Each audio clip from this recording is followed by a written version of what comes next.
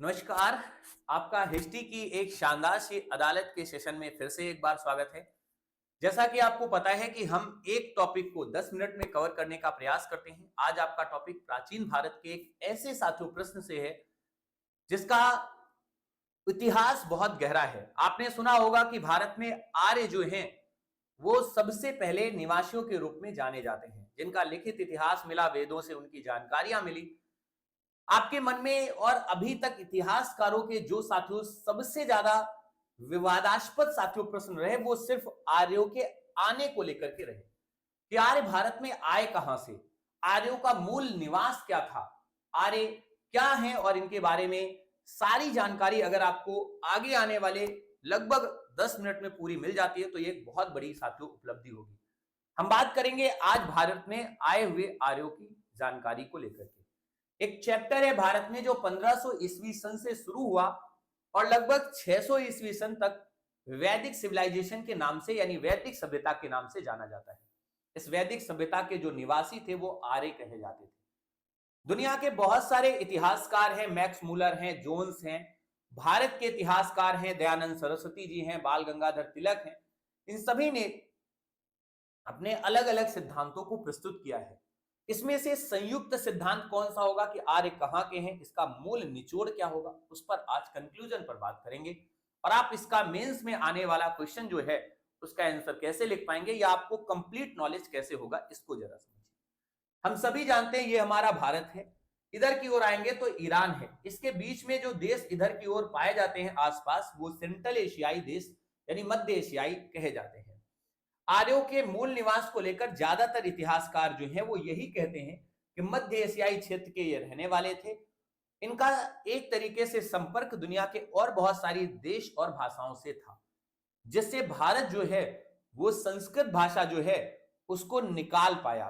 सबसे पहली मेन बात है कि ये आर्य जो है इनकी भाषा कौन सी थी, तो लैंग्वेज की बात आए तो संस्कृत लैंग्वेज थी, लेकिन वैदिक संस्कृत थी जो थोड़ा सा कठिन थी। आप सभी लोग ध्यान रखना, आर्य जो है ये हमारे देश में साथियों सेंट्रल एशिया के क्षेत्र के रहने वाले हैं। ये जो सेंट्रल एशियाई रीजन है उसके कई हिस्सों पर, जैसे अफगानिस्तान का ऊपर का काबुल इत्यादि का भाग, साथियों मौर्य राजा आप सभी ने पढ़ा होगा चंद्रगुप्त मौर्य, जिसने साथियों इनके क्षेत्रों पर अधिकार किए थे। आपको पता है जब सेल्यूकस निकेटार ने आक्रमण किया 305 ईस्वी पूर्व के करीब करीब, साथियों उस समय उस युद्ध में सेलुकस को पराजित करके चंद्रगुप्त मौर्य ने 4 प्रांत प्राप्त किए थे, एरिया, अराकोशिया, जनरोशिया और पैरोक्मिस्दी। ये 4 क्षेत्र अपने अधिकार में लिए, जिससे इसकी जो एक तरीके से पकड़ थी वो मध्य एशिया तक पहुंच चुकी थी। तो यानी मौर्य वंश के समय लगभग लगभग देखते हैं तो उस समय हमारा अखंड भारत जो है वो कुछ इस तरीके का था, जो आपके सामने अगला मैप है। तो हमारे देश का संपर्क इन देशों के साथ था, यानी सेंट्रल एशिया से सीधा संपर्क हमारा था। तो ये आपको कहना बड़ा मुश्किल है कि आर्य भारतीय नहीं है, ये विदेशी इतिहासकारों ने सिद्ध करने की गलत प्रयास किए हैं और उनको आप आज प्रूव भी कर लेंगे। सबसे पहले हम बात करते हैं आर्यों के आगमन को लेकर। तो आर्य जो हैं ये साथियों हमारे देश के लेखक दयानंद सरस्वती कहते हैं कि तिब्बत के क्षेत्र के। चलो कोई बात नहीं, उन्होंने कुछ सिद्धांत भी दिए हैं, वेदों से प्रमाण निकाले हैं, लेकिन उतना प्रूव नहीं कर पाए।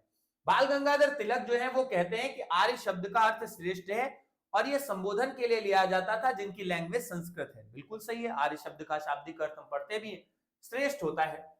ये आर्य जो है इनकी जो लैंग्वेज थी वो इंडो यूरोपियन भाषाएं जो है बोलते थे और उसी भाषा इकाई की ये एक भाषा है। इन भाषा मतलब इस भाषा से, इन्हीं भाषाओं से संस्कृत, लैटिन और ग्रीक भाषाओं का उदय हुआ है। और इसको लेकर वैदिक लोगों की जाति डिसाइड की गई, नार्डिक जाति। ये आप ध्यान रखिएगा कि जो हमारे ब्रिटिश यानी साम्राज्यवादी लेखक हैं उन्होंने आर्यों को एक समुदाय यानी एक कम्युनिटी के रूप में प्रस्तुत करने का प्रयास किया, जो भारत में लगभग 1500 ईस्वी पूर्व के करीब प्रवेश करते हैं। पंजाब के रास्ते इन्होंने भारत में एंट्री ली है, ये आप ध्यान रखना। आर्यों के मूल निवास को लेकर के बहुत सारे कॉन्सेप्ट हैं, तो एक कॉन्सेप्ट पर बात करना ये इनके साथ बेईमानी जैसी होगी, तो हम अब इनके ऊपर कॉन्सेप्ट पे बात करते हैं। सबसे पहले मैक्स मुलर की बात करते हैं। ये एक जर्मन साथियों एक तरीके से इतिहासकार है जिसने भारत और साथियों ईरान के जो ग्रंथ हैं उनसे तुलना की है, अवेस्ता और वेदों की तुलना की, जैन अवेस्ता की एक तरीके से जो बहुत जैन अवेस्ता के देवताओं की बात करते हैं तो अहुर मजदा है, उनसे तुलना करते हैं हमारे भारतीय देवताओं की और कहते हैं कि ये समान सभ्यता है। ध्यान रखना, निष्कर्ष निकाला कि आर्यों की मूल मातृभूमि भारत और ईरान के निकटवर्ती क्षेत्रों में रही होगी। तो कुल मिलाकर के जो मैंने आपको मैप पे समझाया था कि भारत और ईरान के निकटवर्ती जो क्षेत्र हैं मध्य एशिया के, लगभग लगभग इन्होंने वही बात जो है वो साथियों कह दी है।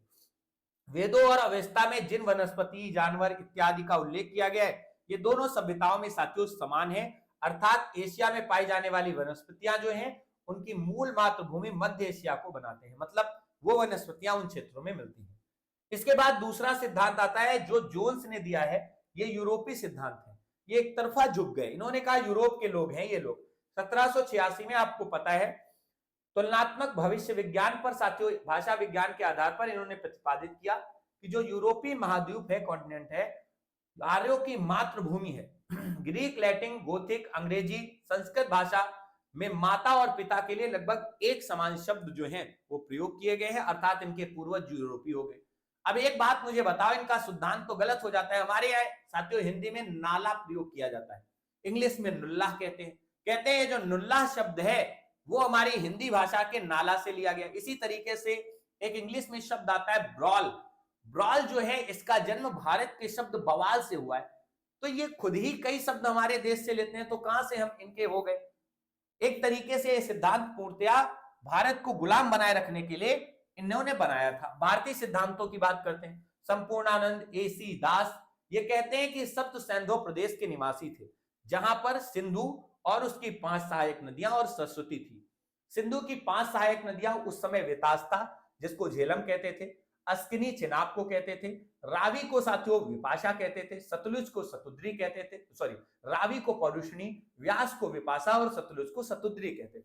यह आपको याद रखना है। सरस्वती नदियों की माता थी, देवतमा कही जाती थी, नदियों की माता के रूप में सबसे पवित्र थी। तो ये 7 वो नदियां हैं, एक तो सिंधु, 5 उसकी ये सहायक नदियां और एक सरस्वती, जहां के आर्य मूल निवासी हैं। ये सिद्धांत जो है वो बहुत इंपॉर्टेंट है, अधिकांश लोगों ने इस पर मान्यता जो है वो दर्ज की है।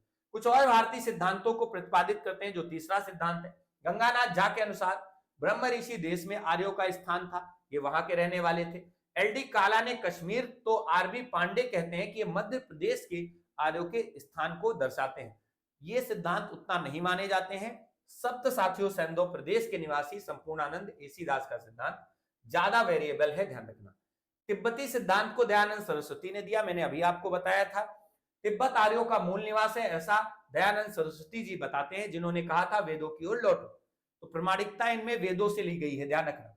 इन्होंने वेदों और अन्य पुस्तकों का हवाला देकर के यह तथ्य करने, मतलब प्रूव करने का प्रयास भी किया, लेकिन उतना साथियों तार्किक ये भी नहीं है। सबसे ज्यादा एक तरीके से सिद्धांत जिसकी चर्चा हुई है वो है बाल गंगाधर तिलक का आर्किटिक होम्स ऑफ आर्यन का निवास, क्योंकि इस पर इन्होंने एक पुस्तक भी लिखी है। जेल में जब ये थे तो उन्होंने काफी रिसर्च की। तो आर्किटिक्स होम्स ऑफ आर्यन ये इनकी बुक है बाल गंगाधर तिलक की। यह सिद्धांत बाल गंगाधर तिलक ने दिया और इन्होंने बताया कि अवेस्ता और वेदों के तुलनात्मक अध्ययन को मैंने किया है। वही बात जो मैक्स मुलर ने बताई थी। वेदों में 6 महीने लंबे दिन और 6 महीने लंबी रात होती है, सेम वहां भी ऐसे ही था। उनका मानना था उत्तरी आर्कटिक क्षेत्र निवास के लिए उपयुक्त था, क्योंकि वहां की जलवायु जो है बहुत अच्छी होती थी। पहले आर्य यहीं रहते थे, लेकिन जलवायु जब वहां का चेंजमेंट हुआ, बहुत भौगोलिक परिवर्तन हुए, तो इसके बाद आर्य जो हैं वहां से छोड़ करके अब ये आ गए कहां पर, अपने इस देश में, जहां पर आज ये सप्त सैंधो प्रदेश में रह रहे हैं। तो मूल रूप से ये कहना बहुत मुश्किल होगा कि आर्यों का कोई एक सटीक मूल स्थान, क्योंकि वेदों से उतनी जानकारियां नहीं मिल पाती हैं। वेदों में आर्यों को ऋग्वेद की बात करें तो सप्त सैंधो प्रदेश का निवासी था, जहां पर सिंधु, उसकी 5 सहायक नदियां और सरस्वती। लेकिन अगर ऋग्वेद की हम बात करें तो 25 के लगभग नदियों का उल्लेख किया गया है। किसकी बात नहीं करोगे, काबुल, कुभा, कुरमू नदी, गोमल, गोमती नदी, सारी नदियां तो आपको दिख रही है। सुवास्तु अफगानिस्तान में बहने वाली ये नदियां हैं। गंगा का उल्लेख किया गया है, भारत की यमुना का उल्लेख किया गया है। तो इन नदियों को क्या आप छोड़ दोगे, क्या नहीं। तो ऐसे में ये कहना बहुत मुश्किल हो जाता है। तो इसी वजह से अगर आपसे कोई पूछते हैं कि आर्यों का मूल निवास स्थान क्या है, तो आप साथियों इस पर यह कहना कि आर्यों के मूल निवास को लेकर इतिहासकार एक मत नहीं है। इसको लेकर अनेक सिद्धांत प्रतिपादित किए गए हैं, दिन में से कुछ की प्रामाणिकता ज्यादा है। मूल्यांकन में आपको यह लिखना है कि बाल गंगाधर तिलक के अनुसार आर्किटिक सोर्स ऑफ आर्यन आर्यों का मूल निवास था, जिसको लेकर ज्यादातर इतिहासकार एकमत हैं, क्योंकि जलवायु परिवर्तन के कारण आर्य यहां पर साथियों अपने ही देश से एक दूसरे हिस्से में आकर रुक गए थे। तो ये आर्यों का मूल निवास स्थान संभवतः साथियों हो सकता है।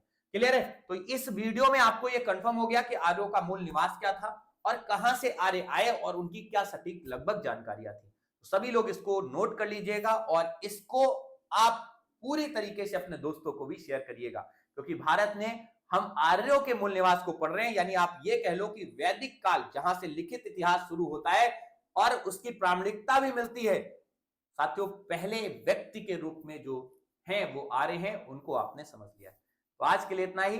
चैनल पर अगर आप नए हैं तो चैनल को सब्सक्राइब जरूर करिएगा, वीडियो को लाइक करिएगा और अपने 5 दोस्तों को कम से कम शेयर करिएगा और मैसेज में ये बताइएगा कि आपको क्या ऐसे वीडियोज अच्छे लगते हैं, तो आप अगला कौन सा टॉपिक हो इसके बारे में भी बता सकते हैं। Thank you so much. जय हिंद। God bless you.